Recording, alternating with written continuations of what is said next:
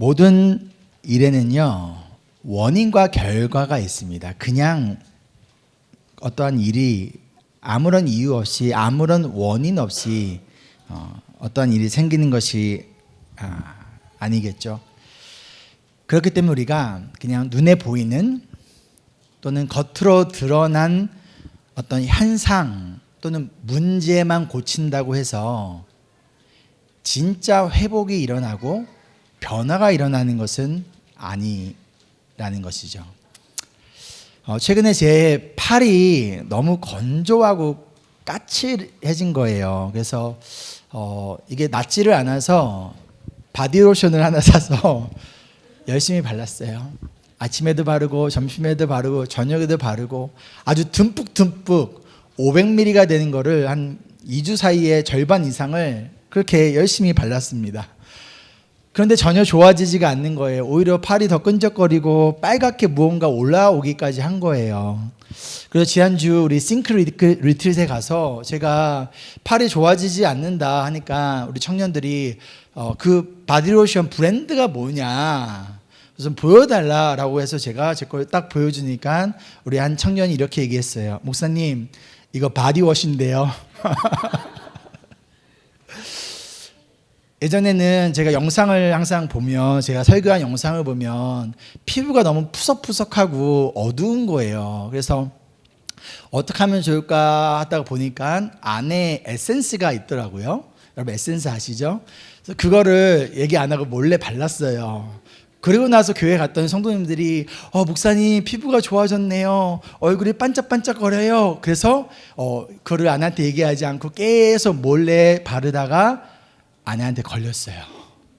아내가 아니 이거 왜 바르냐라 뭐라 하는 거예요. 서운한 거예요. 그래서 제가 아니 치사하게 이거 뭐 얼마나 한다고 내가 사줄게 라고 하니까 아내가 하는 말이 아니 이거 헤어 에센스인데 왜 얼굴에 바르냐고.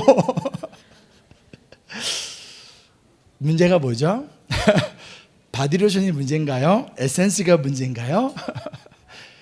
치료법이 잘못된 것이 문제라는 것이죠. 우리의 삶도 그래요. 우리는 이렇게 생각합니다. 환경이 문제야. 상황이 문제야. 이 환경과 상황만 바뀌면 괜찮아질 거야. 그래서 환경을 바꾸기 위하여 구조를 고치고 어떻게든 조건을 좋게 만들기 위하여 우리는 애를 쓰고 노력을 합니다. 근데 상황이 바뀌었어요. 환경이 좋아졌어요. 그런데도 여전히 우리의 마음은요, 뭔가 메말려 있는 것 같고 우리의 삶은 여전히 까칠까칠한 것 같고 더 좋아져야 되는데 예상하지 못한 또 다른 증상들이 생기기도 한다라는 것이죠. 왜일까요? 문제가 아니라 치료법이 잘못되었기 때문인 것이죠. 우리가 오늘 읽은 느헤미야 8장은요, 이 사실을 우리에게 분명히 보여줍니다.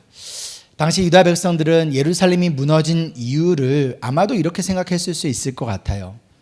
우리의 군사력이 약해서, 성벽이 너무 허술해서, 환경이 나빠서, 정치가 잘못되어서, 어찌 보면 틀린 말은 아닙니다. 실제로 이스라엘의 군사력은 약했고요. 결국 성벽은 무너질 수밖에 없었어요.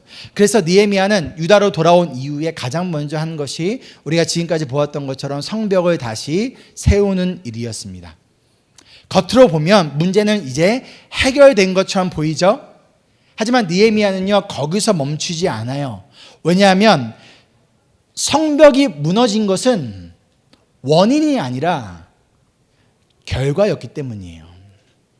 성벽이 먼저 무너진 것이 아니라 하나님의 백성들의 삶 속에 하나님의 말씀이 먼저 무너진 결과로 찾아온 것이 바로 성벽이 무너졌다라는 것을 알았기 때문이라는 것이죠. 하나님의 말씀이 삶의 중심에서 무너지자 성벽도 무너져 버렸다라는 거예요.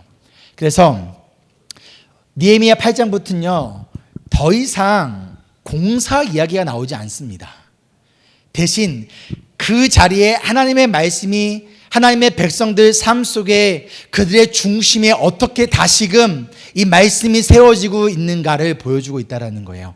그리고 느헤미야가 노력하여 성벽을 세운 진짜 이유는 그 안에서 살아가는 하나님의 백성들의 삶에 무너진 말씀을 다시 세우기 위해서였다라는 것이죠. 말씀 없는 안전은 오래가지 못하고 말씀 없는 회복은 조만간 또다시 무너질 수밖에 없다는 것을 느헤미야는 분명히 알았습니다. 그래서 느헤미야 8장은요 이렇게 질문하고 있는 거예요. 성벽은 세워졌다. 환경은 좋아졌다. 상황은 고쳐졌다. 회복되었다. 자, 그렇다면 이제 우리의 삶은 무엇이 위에 세워질 것이냐. 다른 말로 성벽이 해결됐지? 더 이상 상황 핑계 대지 마. 더 이상 환경 때문에 그런 거라고 말하지 마 라고 얘기하고 있는 거예요. 진짜 원인은 성벽이 아니라 우리 삶 속에 무너진 하나님의 말씀, 그것이 원인이라는 것을 알려주고 있다는 것이죠. 그런데 여러분, 오늘 말씀을 보면요, 오늘 말씀에서 가장 중요한 부분이 어떠한 부분이냐면요, 이 말씀의 회복이 위에서 내려온 명령이 아니라 아래에서 올라온 요청이었다라는 거예요. 한번 1절 말씀 볼까요? 우리 함께 읽겠습니다. 모든 백성이 한꺼번에 수문 앞 광장에 모였다. 그들은 학자 에스라에게 주님께서 이스라엘에게 명하신 모세의 율법책을 가지고 오라고 청하였다. 모든 백성들이 모여요. 그리고 학자인 에스라에게, 말씀을 가르치는 에스라에게 한 가지 요청을 하는데 그것이 무엇이냐면 우리에게 모세의 율법책을, 즉 말씀을 가지고 와달라라고 요청하고 있어요. 즉 우리에게 말씀을 알려달라, 말씀을 가르쳐달라라고 요청하고 있다는 것이죠. 근데 누가 시켰죠? 느헤미야가 시켰나요? 에스라와 제사장이 시켰나요? 리더들이, 지도자들이 제발 성경 좀 읽고 제발 큐티 좀 해라 라고 막 압박해서 이러고 있는 걸까요? 아니면 어쩔 수 없는 어떤 종교적 분위기에 휩쓸려서 이들이 이렇게 하고 있는 걸까요? 그렇지 않아요. 백성들이 스스로 깨닫고 자발적인 요청을 하고 있는 거예요. 이들이 무엇을 깨달았냐면 우리가 다시 살아나려면, 우리가 또다시 우리의 삶이 망가지지 않고 또다시 성벽이 무너지지 않기 위해서는 우리에게 가장 필요한 게 무엇인지 깨달았다는 거예요. 그것이 무엇이다? 하나님의 말씀이라는 거예요. 우리가 무너진 이유가 힘과 돈이 없어서가 아니라, 환경과 상황이 나빠서 우리가 무너진 것이 아니라, 우리가 포로로 끌려갔고 성벽이 무너지고 우리가 이렇게 비참한 인생을 살 수밖에 없었던 원인이 무엇인지를 깨달았는데, 하나님이 우리를 버린 게 아니라 우리가 하나님의 말씀으로부터 멀어졌구나. 내 마음속에, 나의 삶 속에, 우리의 가정과 공동체 가운데 하나님의 말씀이 무너진 결과가 바로 이것이었구나 라는 것을 깨달았기 때문이라는 거예요. 그래서 그들은요, 여러분 이게 중요해요. 스스로 다시 말씀 앞으로 나오고 있다는 거예요. 근데 남자든 여자든 알아들을 만한 사람은 나이를 상관없이 모두가 지금 말씀을 듣기 위해 나오고 있다는 거예요. 그리고 3절 볼까요? 새벽부터 정오까지, 아침 일어나면 낮 12시까지 다른 그 어떤 것보다도 가장 먼저 말씀을 듣고 그 말씀에 귀를 기울이고 있다라는 거예요. 그리고 이 말씀이 선포되어질 때 이들의 반응은 무엇이죠? 아멘, 아멘 하며 반응하고 응답하며 하나님께 경배하고 있다라는 거예요. 그리고 한 가지 더 예상하지 못한 반응이 나타나는데요. 9절 말씀을 보면요, 말씀을 들으며 이들이 울기 시작합니다. 말씀을 들으며 웃거나 흥분하거나 나 위로받았어, 이게 아니라는 거예요. 그들은 울고 있다라는 거예요. 왜 울었을까요? 이 말씀을 들으면서, 율법의 이야기를 들으면서 그들이 점점 깨달았기 때문이에요. 왜 내 인생이 여기까지 왔는지, 왜 우리가 이렇게 비참하게 무너질 수밖에 없었는지, 우리가 지금 무엇을 잃어버린 채 지금까지 살아왔는지, 우리가 지금 하나님의 말씀이 아니라 잘못된 무엇인가를 붙들고 살아왔는지를 깨달았고, 동시에 앞으로 무엇을 붙들며 다시 살아가야 하는지를 말씀을 통해서 깨달았기 때문이라는 거예요. 여러분, 말씀은 늘 그렇습니다. 말씀은요, 우리를 먼저 막 기분 좋게 하지 않아요. 말씀을 듣거나 읽으면요, 그냥 우리를 무조건 잘 될 거야 라면서 우리를 안심시키지 않습니다. 말씀은 분명 우리를 위로합니다. 하지만 위로하기 전에 먼저 우리의 상태를 진단해요. 아픈 곳을, 우리의 영혼에 병든 곳이 무엇인지를 정확히 짚어내고, 우리의 삶의 잘못된 방향을 무엇인지를 드러내며, 우리가 사실 애써 알면서도 애써 외면하고 피하고 덮어두고 싶었던 그 진실을 자꾸만 직면하게 만들어요. 그래서 말씀 앞에 서면요, 내 마음이 편안하기보다는 불편할 때가 많습니다. 그것이 올바른 거예요. 말씀을 읽으면요, 막 힘이 나기보다는 오히려 막 눈물이 날 때가 많이 있어요. 그러나 바로 그 지점이 진정한 회복이 시작되는 자리라는 거예요. 병이 낫기 위해서는요, 정확한 진단이 먼저 필요하듯이 우리의 삶이, 우리의 무너진 가정과 공동체가 올바르게 건강하게 회복되기 위해서도요, 먼저 말씀을 통하여 먼저 우리의 상태가 어떠한지를 알아야 된다는 거예요. 그렇기 때문에 말씀을 통한 울음은요, 실패가 아닙니다. 그 울음은 무너짐이 아니라, 비참함이 아니라 사실 회복이 시작되었다라는 신호라는 거예요. 내가 나의 삶의 말씀이 다시 중심이 되었다라는 신호이자 증거이며, 말씀 앞에 내가 울음을 울고 있다는 것은 하나님과의 관계가 다시 연결되어지기, 하나님과의 교제가 다시 연결되어지기 시작했다라는 표시라는 것이죠. 그래서 성경은요, 조용하지만 분명하게 말합니다. 진정한 회복은 성벽이 완성되었을 때, 즉 나의 삶에 무너진 상황이 좋아졌을 때 진정한 회복이 시작되는 것이 아니라, 들리지 않던 말씀이 들리기 시작할 때라는 거예요. 말씀을 보고 싶고 말씀을 듣고 싶고, 그 말씀을 듣는데 그 말씀이 A 성도님 이야기, 내 남편과 아내 이야기가 아니라 날 향한 나의 말씀으로 들리기 시작할 때 회복이 시작된다라는 거예요. 그리고 바로 이 지점에서 오늘 말씀이 우리에게 아주 중요한 질문 하나를 던집니다. 바로 요즘 내가 붙들고 살아가는 나의 삶의 기준은 무엇인가? 나는 무엇 때문에 울고 무엇 때문에 웃고 있는가? 그것이 하나님의 말씀인가? 아니면 나의 상황인가? 여러분의 삶이 지금 영적으로 건강한지, 영적으로 병들어 있는지 여러분 무엇으로 진단하고 있습니까? 대부분은요, 감정으로 진단하는 것 같아요. 요즘 내 기분이 어떠한가를 통해서 뭔가 좀 진단하려고 하는 것 같아요. 또는 상황과 해석으로, 상황과 환경으로 진단하고 해석하려고 하는 것 같습니다. 그러나 나의 감정도 상황도 아니라 하나님의 말씀으로 우리가 바라보고 있는가? 아무 걱정이 없다고 해서 마음이 어떠세요? 요새 너무나 좋습니다. 그렇다고 해서 우리가 영적으로 건강하다고 말할 수 있을까요? 아무런 감정적으로 괜찮지만, 상황적으로 봐서도 어려움이 없지만, 얼마든지 우리는 하나님의 말씀에서 벗어나 내가 원하는 대로 나의 뜻대로 살아가며, 그렇게 알게 모르게 서서히 침몰하며 서서히 금이 가고 무너지며 갈 수 있다라는 거예요. 그러다 작은 바람이 훅 불어버릴 때 금이 갔던 그 성벽이 어느 한순간 와르르 무너지는 것처럼, 나의 감정은 괜찮아요, 상황은 괜찮아요. 그러나 알게 모르게 금이 갔던 나의 영혼이 갑자기 찾아온 그 바람에 무너져 버릴 수도 있다라는 거예요.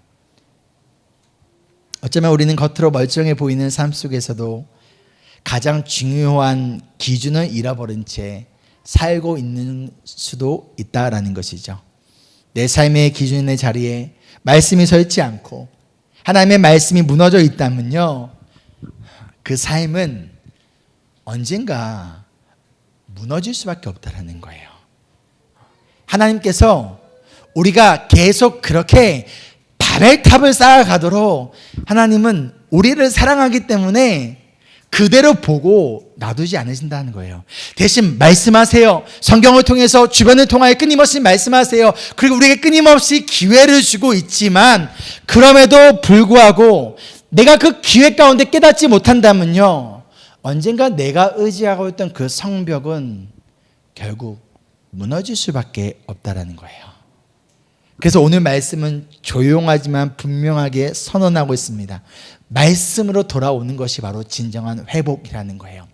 환경을 고치는 것이 아니라, 상황을 지금보다 더 좋게 만드는 것이 아니라 말씀으로 돌아오는 것이 회복이라는 거예요.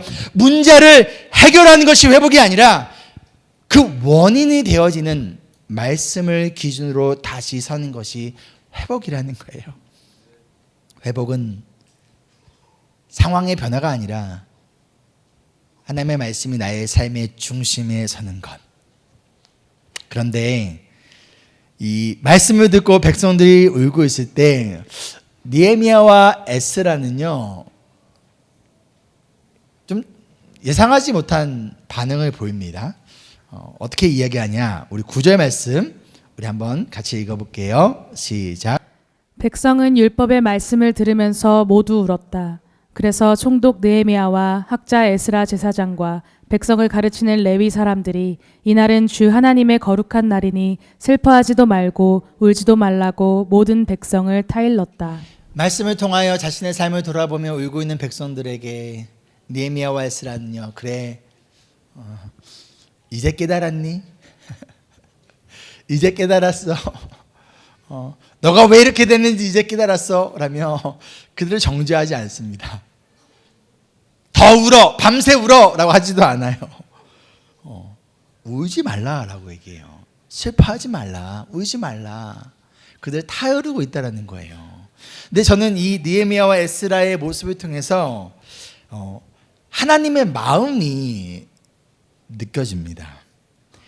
하나님은 말씀을 통하여 우리를 울게 하시지만 울음에 머물게 하지 않으신다는 거예요. 느헤미야와 에스라가 이들의 백성들을 타일러 주신 것처럼 하나님은 우리를 토닥이고 격려하고 타일러 주시는 분이라는 거예요. 하나님은 말씀을 통해 우리의 마음을 때로는 찌르세요. 숨기고 싶었던 죄와 나의 욕망을 드러내세요. 외면하고 싶었던 나의 불순종을 직면하게 하세요. 그러나 하나님은 그 자리에서 우리를 세워두고 부끄러움을 주시고 정죄하시는 분이 아니라는 거예요. 후회해서 멈추지 않게 하시고 자책 속에 가두지 않게 하시고 너는 역시 안 돼 라는 결론으로 끝내지 않으신다는 거예요. 왜냐하면 말씀의 목적은 우리를 울게 하거나 우리를 무너뜨리는 데 있지 않기 때문입니다. 말씀의 목적은요, 파괴가 아니라 회복이에요. 그런데 때로는 우리에게 찾아오는 찔림은요, 목적이 아니라 회복을 위한 과정이기 때문이라는 거예요. 그래서 느헤미야와 에스라는요, 울고 있는 백성들에게 그들 타이르며 이렇게 이야기합니다. 10절 함께 읽겠습니다.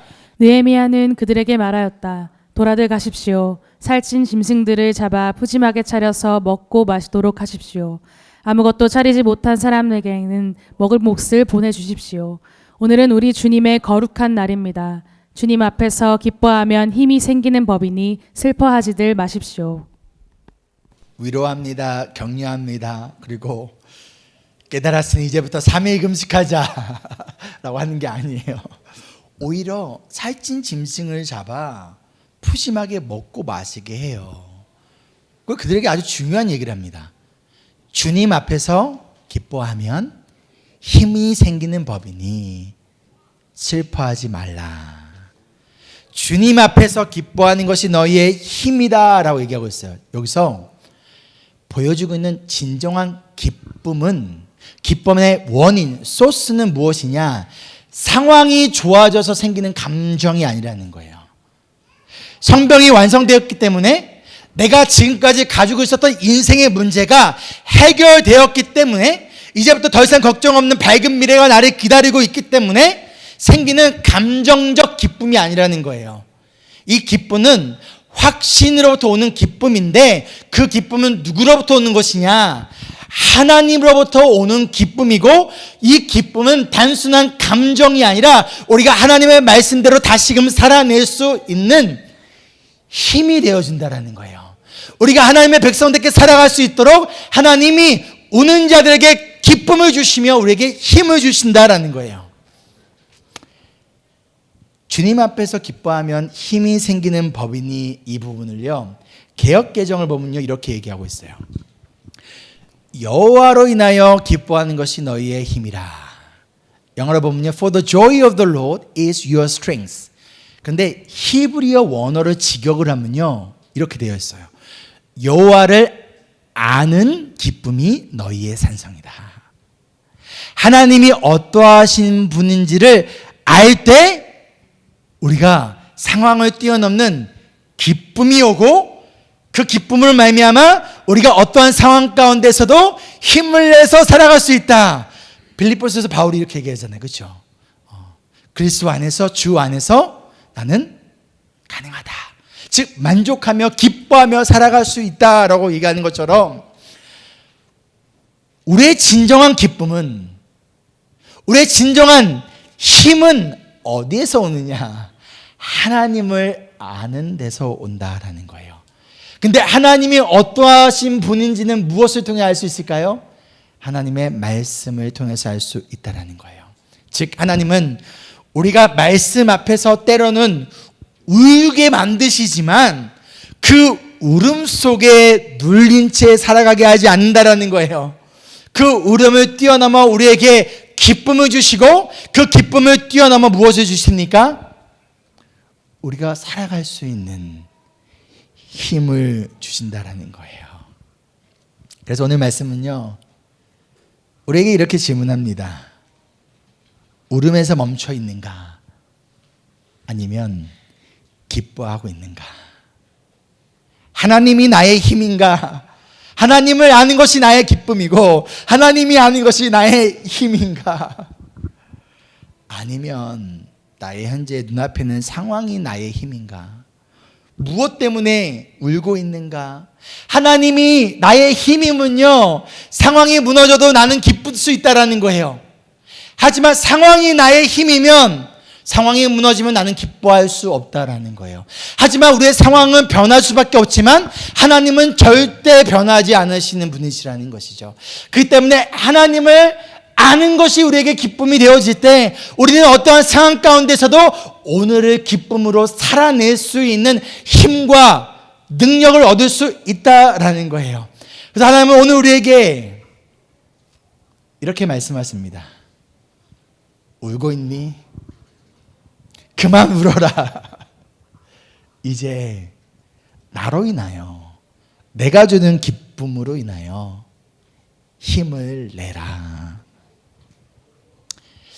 그렇다면 자연스럽게 이런 질문이 생길 것 같아요. 말씀을 들었어요. 울었어요. 기쁨이 회복됐고, 그래요. 힘을 냈어요. 힘이 생겼어요. 그럼 그 힘을 가지고 어떻게 하라고요? 그렇죠? 말씀을 통해 깨닫고 기쁨을 얻고 힘을 얻었어요. 그럼 나에게 주신 이 힘을 가지고 우리는 어떻게 살아가야 되냐? 라는 여러분 질문이 다 마음속에 생기셨죠? 아멘. 12절 말씀 함께 읽겠습니다. 시작. 모든 백성은 배운 바를 밝히 깨달았으므로 돌아가서 먹고 마시며 없는 사람들에게는 먹을 것을 나누어 주면서 크게 기뻐하였다. 말씀을 깨달았대요. 이해했어요. 그 결과가 뭐래요? 돌아가서 먹고 마시되 얻는 사람들에게 나누어 주며 크게 기뻐하고 있다라는 거예요. 즉 말씀을 이해한 결과, 하나님이 어떠하신 분인지를 깨달은 결과가 무엇이냐? 혼자 살아가는 것이 아니라 함께 공동체로 기뻐하는 모습으로 변화가 되어지고 있다는 거예요. 여러분, 이 장면은 매우 중요합니다. 왜냐하면요, 이것이 우리의 회복이 단순한 감정으로 끝나지 않았다라는 분명한 증거이기 때문이에요. 그들은 말씀을 듣고 집에 돌아가 혼자 감동하며 끝내지 않았다라는 거예요. 혼자 눈물을 흘리며 은혜 받았다라는 말로 마무리하지 않았다라는 거예요. 말씀이 이들의 삶의 방향을 바꾸기 시작했다라는 거예요. 말씀이 중심이 되면 그들의 사람의 시선이 달라지기 시작했다라는 거예요. 똑같은 현상이요, 사도행전에도 나옵니다. 초대교회 그들이 베드로의 말씀을 듣고 초대교회 성도들이 회심하며 모이기 시작했을 때 그들이 했던 모습이 무엇이냐면 함께 모여 먹고 마시며 나누기 시작했다라는 거예요. 즉 이것은 어떤 사회주의가 시작됐다는 것이 아니에요. 나의 자기 중심성이 깨어지기 시작했다라는 거예요. 여러분, 죄는요 자기 중심성이에요. 내가 왕이 되기 위하여, 내가 하나님보다 높아지기 위하여, 내가 더 잘 되기 위해서, 그게 죄가 가지고 있는 자기 중심성의 모습이 다양한 모습으로 나타나는 것이거든요. 그리고 그 자기 중심성의 죄성의 가장 원초적인 죄성을 가진 존재가 누굽니까? 우리 애기들이잖아요. 애기들 울고 싶을 때 우는 거예요. 배고프다고 우는 거예요. 떼쓰는 거예요. 이게 자기 중심성의 가장 이 원초적 본능을 보여주는 게 아기들이라는 것이죠. 그런 것처럼 하나님의 말씀을 통하여 우리가 하나님이 누구시고 우리가 자격 없는 내가 하나님의 은혜로 구원받았다는 걸 깨달은 순간 우리의 자기 중심성은 내려지게 되며 그 순간 누가 보이기 시작하는 거예요? 주변에 성도들이 보이기 시작한 거예요. 내 주변에 가난하고 병들고 먹을 것이 없는 자들이 보이기 시작한다는 거예요. 그냥 내 문제에만 갇혀 있었던 나의 마음이, 나의 삶만 바라보면서 어떻게 하던 나의 마음이 어느 순간 나는 어떻게 살지라는 질문이 이제는 우리는 어떻게 살아갈까? 라며 공동체로 주변으로 나의 시선이 열리기 시작한다는 거예요. 그래서 나눕니다. 풍족해서가 아니에요. 돈이 많다고 나눌까요? 그렇지 않아요? 내가 지금 여유가 있다고 나눌까요? 아니에요. 하나님 앞에 내가 받을 수 없는 은혜를 받았다는 것을 깨달을 때, 그리고 하나님을 아는 것이 기쁨이요 힘이 된다는 것을 깨달았을 때, 바울이 고백했던 것처럼 주 그리스도를 아는 것이 그 어떤 것에 비유하자면 내가 가진 모든 것은 배설물과 같다라고 얘기했던 것처럼 하나님이 어떠한 분이시고 예수 그리스도 어떠한 존재이신지를 깨달을 때 내가 가지고 있는 물질은 더 이상 나의 주인이 아니라는 거예요. 이것이 더 이상 나의 우상이 아니고 이것이 나의 삶의 가치를 증명하지 않기 때문에 더 이상 이것 때문에 목매지 않아요. 그래서 이것을 가지고 어떻게 합니까? 나누기 시작한다는 거예요. 은혜를 받을 때 나타나는 증상이 바로 나눔으로, 자발적인 나눔으로 이어진다는 거예요. 그래서 함께 먹기 시작합니다. 왜? 진정한 회복은요, 혼자 누리는 감정에서 멈추는 것이 아니라 이것을 함께 살아내는 삶이라는 것을 깨닫기 때문이에요. 우리는요, 하나님의 형상, 삼위일체 대신 하나님의 형상으로 창조되어진 하나님의 백성이에요. 그래서 우리의 형상, 하나님의 깨어진 형상이 회복되어질 때 나타나는 증상이 뭐냐면요, 하나님의 백성들과 함께 시간을 보내고 싶고 그들과 함께 먹고 싶고 내가 깨달은 말씀 함께 나누고 싶고 함께 격려하고 싶어진다는 거예요. 그래서 함께 기뻐한다라는 거예요. 하나님의 말씀이 다시 중심의 나의 삶에 서면 더 이상 기쁨은 나의 개인의 소유가 아니라 공동체의 문화가 되어지는 거예요. 나 혼자 기쁜 채 가만히 있을 수 없다라는 거예요. 주변에 울고 있는 자들 향하여 이 기쁨을 나누고 싶다라는 거예요. Love is sharing이잖아요. 그런 것처럼, 아닌가, sharing is love인가요? 아무튼 나누고 싶어지는 거예요. 이 기쁨을 나 혼자 가둘 수 없고 이것을 나누고 싶어지는 공동체로 연결되어질 수밖에 없다는 거예요. 이것이 바로 진짜 회복이라는 거예요. 더 열심히 사는 것이 회복이 아닙니다. 더 잘 사는 것이 회복이 아니라는 거예요. 다시 말씀을 중심에 두고 그 말씀이 나의 삶의 방향을 결정하도록 내어드리는 것이 바로 회복이라는 거예요. 누가 우리 교회 구글 리뷰에 이렇게 달았더라고요. 대부분의 성도님들이 I이지만 EJEP로 살아가려고 노력하는 교회 이런 식으로 달아놨더라고요. 맞아요. 나의 개인 성향은 I이지만 성향이 아니라 성경에 따라 임브레이스하기 위하여 살아가는 것. 즉 말씀이 나의 삶의 방향을 결정하며 나의 시선을 변화시켜 간다라는 거예요. 그래서 이 느헤미야 8장은 무너졌던 성벽의 회복보다 더 본질적이고 더 깊은 진정한 회복이 무엇인지를 보여주고 있다는 거예요. 말씀이 우리의 삶의 리듬을 다시 만들어내기 시작합니다. 말씀이 나의 개인에서 공동체 중심으로 돌아오게 하고 있다는 거예요. 그래서 오늘 이 말씀은 우리에게 이러한 질문을 던집니다. 말씀을 들었어요? 울었어요? 그런데 주님 주신 기쁨과 힘을 가지고 어떻게 살아갈 것이냐? 함께 나누고 함께 먹고 함께 기뻐하는 삶으로 연결되어지는 것. 이것이 내가 나의 창조주 되신 하나님 앞에, 구원자 되신 하나님 앞에 그 말씀이 나의 중심에 되어질 때 나타나는 열매이자 결과라는 것이죠. 근데 이 변화를 볼까요, 여러분? 내가 은혜 받았어요. 당장 다음 주부터 신학교 가겠습니다. 내가 은혜 받았어요. 내가 준비해서 선교지로 가겠습니다가 아니라 이 변화는 어디서 일어나는 거냐면요, 우리가 살아가고 있는 우리 일상의 삶 속에서 일어나고 있다라는 거예요. 함께 먹고 함께 나누고 함께 기뻐하는 삶. 이것이 말씀으로 회복된 모습일 줄 믿습니다. 아멘. 말씀을 정리하며, 여러분 혹시 지금도 열심히 여러분의 영혼에 바르고 있는데 아무런 변화가 없는 것 같은 어떤 삶의 영역이 있지는 않으십니까?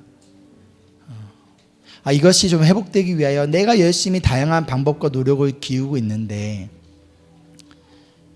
좋아지는 게 아니라 더 나빠져요.